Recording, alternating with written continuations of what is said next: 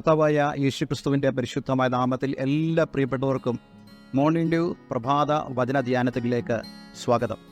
ഇന്ന് നമ്മുടെ രാജ്യം അതിൻ്റെ 78ാമത്തെ സ്വാതന്ത്ര്യ ദിനം കൊണ്ടാടുകയാണല്ലോ. എല്ലാ പ്രിയപ്പെട്ടവർക്കും എൻ്റെ സ്വാതന്ത്ര്യ ദിന ആശംസകൾ പ്രാരംഭത്തിൽ ഞാൻ നേരുകയാണ്. ഈ ദിവസത്തിൻ്റെ പ്രത്യേകത കണക്കിലെടുത്ത് ഒരു സ്വാതന്ത്ര്യ ദിന ചിന്ത ഞാൻ നിങ്ങളുമായി പങ്കിടുവാൻ ആഗ്രഹിക്കുന്നു.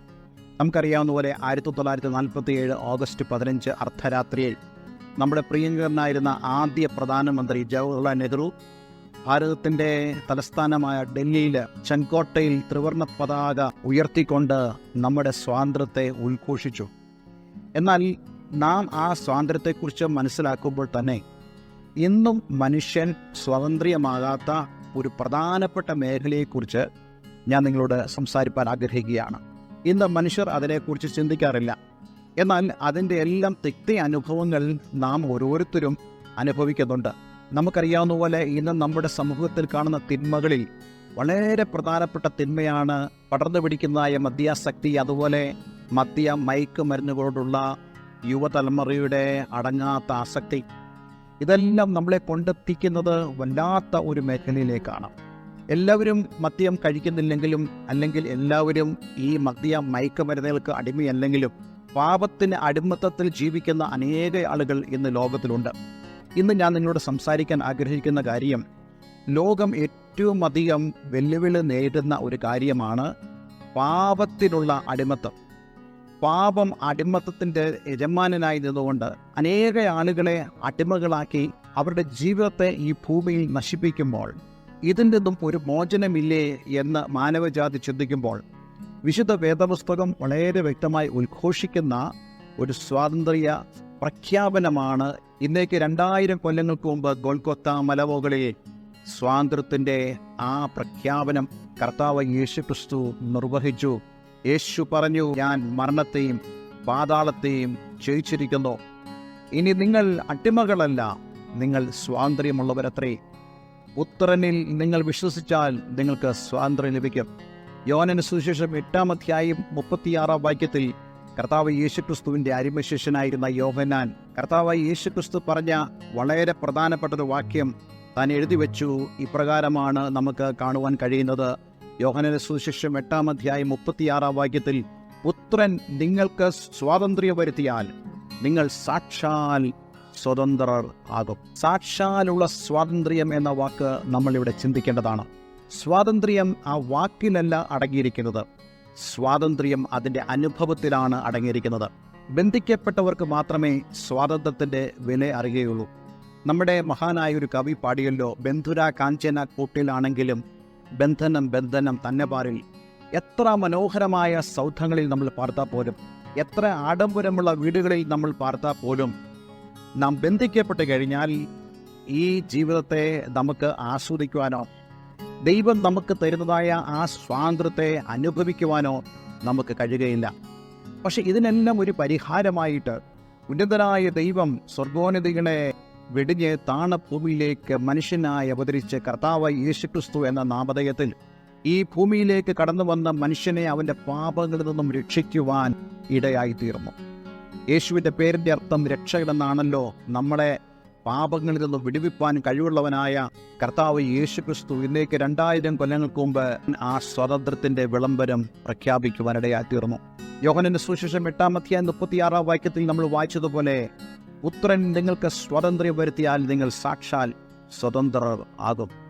അപ്പോൾ സാക്ഷാലുള്ള സ്വാതന്ത്ര്യം അനുഭവിക്കാൻ കഴിയണമെങ്കിൽ കർത്താവ് യേശുക്രിസ്തുവിലൂടെയുള്ള ആ സ്വാതന്ത്ര്യം നമ്മൾ അനുഭവിക്കേണ്ടത് ആവശ്യമാണ്.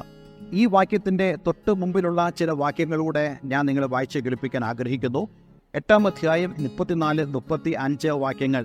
അതിന് യേശു, ആമേൻ ആമേൻ, ഞാൻ നിങ്ങളോട് പറയുന്നു, പാപം ചെയ്യുന്നവന് എല്ലാം പാപത്തിൻ്റെ ദാസൻ ആകുന്നു. പാപം ചെയ്യുന്നവൻ എന്ന് പറഞ്ഞാൽ ദൈവകൽപ്പന ലംഘിക്കുന്നവൻ, മനസ്സാക്ഷിയിൽ ആക്ഷേപം വരുത്തക്കവണ്ണം ജീവിതത്തിൽ ഓരോരോ പ്രവൃത്തികളിൽ ഏർപ്പെടുന്നവരായ ആളുകൾ, അവരെല്ലാം തന്നെ പാപം ചെയ്യുന്നവരാണ് എന്ന് മാത്രമല്ല, അവർ പാപത്തിൻ്റെ ദാസനുമാണ്. നമ്മുടെ രാജ്യത്തിന് ലഭിച്ചതുപോലുള്ള സ്വാതന്ത്ര്യം നമുക്ക് എത്ര കിട്ടിയാലും പാപത്തു നിന്നുള്ള സ്വാതന്ത്ര്യം നമ്മൾ അനുഭവിക്കുന്നില്ലെങ്കിൽ നമ്മളെന്നും ദാസന്മാരായി തന്നെ ഇരിക്കുക. നമുക്കൊരിക്കലും സ്വാതന്ത്ര്യമുണ്ടാവുകയില്ല. ഞാൻ നേരത്തെ പറഞ്ഞതുപോലെ ബന്ധുര കാഞ്ചന കൂട്ടിലാണെങ്കിലും ബന്ധനം ബന്ധനം തന്നെ പാരിൽ എന്ന് കവി പാടിയതുപോലെ ജീവിതത്തിൽ എത്രമാത്രം ആർഭാടങ്ങളും എത്രമാത്രം സൗകര്യങ്ങളും സമ്പത്തുകളും സ്വത്തുകളും നമുക്ക് ചൂണ്ടിക്കാണിക്കാറുണ്ടെങ്കിലും സ്വാതന്ത്ര്യമില്ലെങ്കിൽ ആ ജീവിതം കൊണ്ട് യാതൊരു പ്രയോജനമില്ല. പക്ഷേ കർത്താവ് യേശുക്രിസ്തു എന്തിനു വന്നു എന്നുള്ളത് വിശുദ്ധ വേദപുസ്തകം വളരെ ഉച്ചസ്ഥിരം ഘോഷിക്കുന്നുണ്ട്. ദൈവത്തിൻ്റെ വചനം ഇപ്രകാരം പറയുന്നു: സാത്താൻ്റെ പ്രവൃത്തികളെ അഴിപ്പാൻ തന്നെ ദൈവപുത്രൻ പ്രത്യക്ഷനായി. മനുഷ്യജാതിയെ മുഴുവനും ബന്ധിച്ചു വെച്ചിരിക്കുന്ന സാത്താന്യ തന്ത്രങ്ങളിൽ നിന്നും മനുഷ്യനെ വിടുവിക്കുവാൻ, മോചിപ്പിക്കുവാൻ കർത്താവ് യേശുക്രിസ്തു കടന്നു വന്നു. അതേ കർത്താവ് യേശുക്രിസ്തു എന്താണ് ചെയ്തത്? യേശു നമ്മെ ആ പാപത്തിൻ്റെ ആ ദാസ്യത്തിൽ നിന്നും, അതേ ആ പാപത്തിൻ്റെ യജമാനനായ പിശാചിൽ നിന്നും യേശു നമ്മെ വിടുവിപ്പാനിടയായി തീർന്നു. ഇവിടെ ഒരു കാര്യം സ്പഷ്ടമാണ്. ആരാണ് നമുക്ക് സ്വാതന്ത്ര്യം തരുന്നത്? നമ്മളെപ്പോലെ പാപത്തിൽ ആയിരിക്കുന്ന ഒരു വ്യക്തിക്ക് ഒരിക്കലും നമ്മെ വിടുവിപ്പാൻ കഴിയത്തില്ല.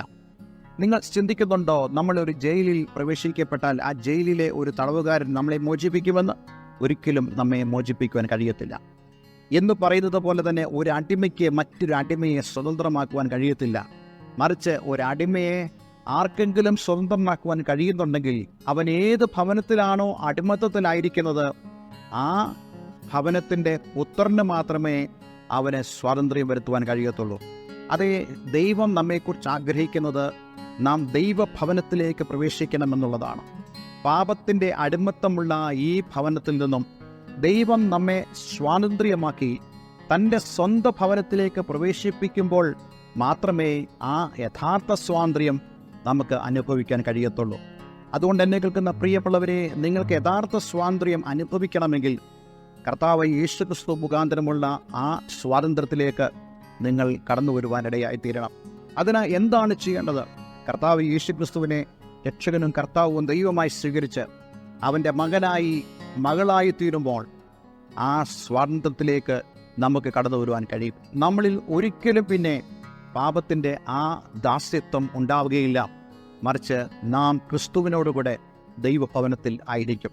എല്ലാ പ്രിയപ്പെട്ടവരെയും ഈ യഥാർത്ഥ സ്വാതന്ത്ര്യത്തിലേക്ക് കടന്നു വരുവാൻ ഞാൻ ആഹ്വാനം ചെയ്യുന്നു. ഒരു വാക്ക് പ്രാർത്ഥിക്കുന്നു. സ്വർഗീയ പിതാവേ, ഇന്ന് ഞങ്ങളെ കേൾപ്പിച്ച ഈ മനോഹരമായ സന്ദേശത്തിനായി സ്തോത്രം. കർത്താവ് യേശുക്രിസ്തുവിലൂടെയുള്ള ആ സ്വാതന്ത്ര്യം അനുഭവിക്കുവാൻ എന്നെ കേൾക്കുന്ന പ്രിയമുള്ളവരെ അങ്ങ് ഇടയാക്കുമാറാകണമെന്ന് പ്രാർത്ഥിക്കുന്നു.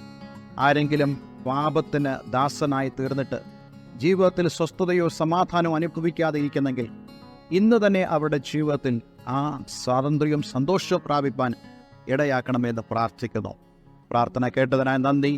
യേശുക്രിസ്തുവിൻ നാമത്തിൽ തന്നെ ആമേൻ, ആമേൻ. ഇന്നത്തെ വേദവചനം നിങ്ങളുടെ ജീവിതത്തിൽ അനുഗ്രഹപ്രദമായി തീർന്നു ഞാൻ വിശ്വസിക്കുന്നു. ഈ സ്ക്രീനിൽ കാണുന്ന ഫോൺ നമ്പറിൽ ഞങ്ങളെ വിളിക്കുക. എല്ലാവരും ദൈവം അനുഗ്രഹിക്കട്ടെ. Have A nice day. God bless you all.